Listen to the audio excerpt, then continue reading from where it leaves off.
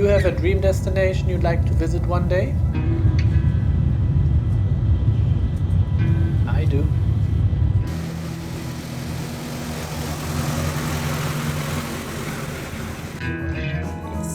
For my entire life, I wanted to travel to Japan. I can't pinpoint a moment. I just knew I had to get there. See the culture, eat the food, get lost in translation.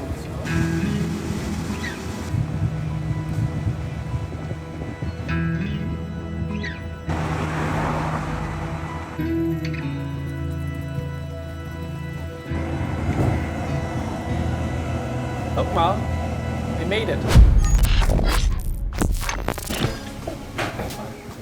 There's this Danish word, the feeling of coziness. Having good conversations, enjoying coffee, you know? Hygge. Japan is a unique word as well. One's reason for being. One's personal passions, beliefs, values, and vocations. Ikigai. It's not a destination, but rather a way of life, a journey. Each day spent following your passion is a day that holds great value. It's the key to a fulfilling life. In more practical terms, your Ikigai serves as a driving force behind your actions and gives you purpose. It inspires you to wake up each morning and strive for something beyond the mundane and status quo. Ikigai empowers you to live a more meaningful and fulfilling life.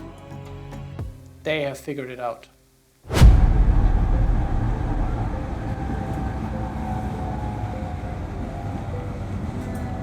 Naturally, I had to be there. It only took me 34 years. Now there's a good way to be a traveler and a bad way to be a tourist. Tourism can totally change a place. It can strip away its authenticity and flatten its character. Stop me if this sounds familiar to you. You arrive at a place and check maps to find a spot to get something to eat. Ah yes, there's a McDonald's around the corner. Oh, and you might as well get coffee after. Starbucks right next to it, right? Caffeinated, you can start exploring the city. Look at the shopping mall. Super unique and poignant stores for this country. Primark, Forever 21, H&M, Zara, the list goes on and on.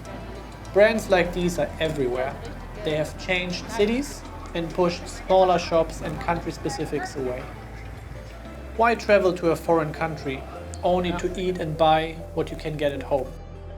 Is it it? Nee, noch nicht. Now I believe you are different. You seek the smaller streets with local coffee shops and handmade ceramics. Try to follow the people and blend in. You don't want to be part of the problem and spend your money at global brands. You want the locals to get that money for their goods and allow them to welcome people from other countries. I'm not saying that I don't enjoy the touristy stuff every now and then. In the end, that's the fun things a place has to offer. All I'm saying is to choose local over global and be mindful. You are a guest in someone else's house. Take off your shoes and be respectful. Maybe ask questions. You might learn a thing or two.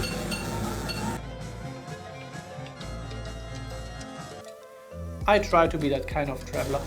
I want to taste the difference in food, get something handmade, and see what fun things have been built there. But most of all, visit local coffee shops. You see, I'm making little Apple Maps guides for each city I visit. Usually, I do that when I'm in the city and also have been to the restaurant or coffee shop and enjoyed it. But for the coffee shops, I do save a couple and then try to go to as many as possible. A typical day usually looks like this.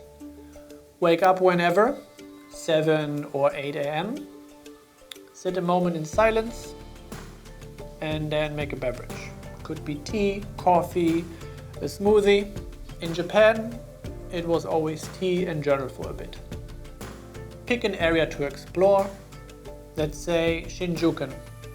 I find a specialty coffee shop and boom, go there. And I like to walk everywhere. I walk at home everywhere, and I tend to walk when I travel. 10,000 steps, rookie numbers. Whatever I find interesting, I explore. And here, it was a must for me to go inside the Tower Records store. I saw a documentary about the downfall of the Tower Records in the US, but they opened also in Japan, and because they are locally owned and the Japanese people love physical media, they are still thriving and have multiple stores across Tokyo. Vinyls, CDs, and even cassette tapes. I was in heaven. I had to restrain myself. I only got 4 records. And that's how I went about every day. Exploring the area until I was hungry and looked for a nice dinner spot.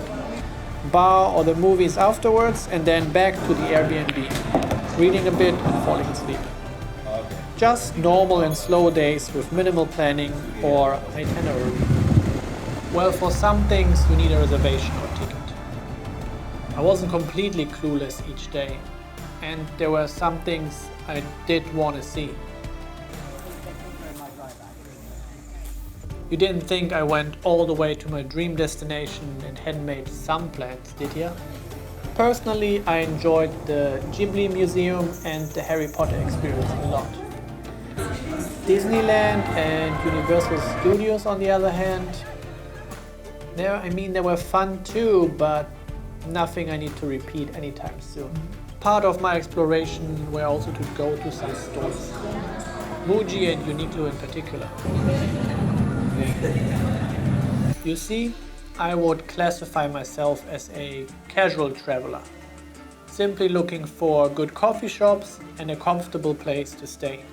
Believe it or not, my highlight in Tokyo was the Airbnb. It was this beautiful little house sandwiched between bigger buildings in an area where people live. It was modern and also traditional. I just loved it. It made me feel at home, and that is the feeling I'm looking for in a city trip. By achieving my dream, I only unlocked a place to revisit as much as possible. I've only seen glimpses of Tokyo, Kyoto and Osaka so far. Next time, I want to ride a motorcycle through the rural area. Do a proper road trip across the country. I guess my dream upgraded. I hope this one does not take another 34 years to realize.